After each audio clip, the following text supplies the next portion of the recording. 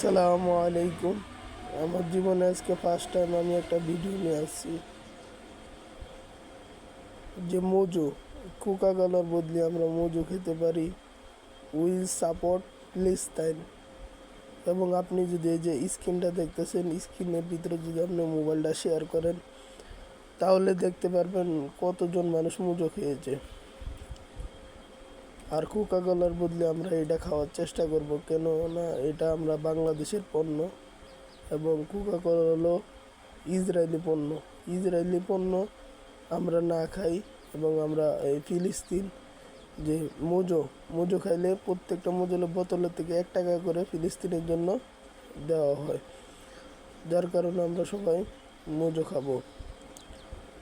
এবং এটা আগের থেকে অনেক উন্নত হয়েছে এবং অনেক মজাদার, তাই সকলের কাছে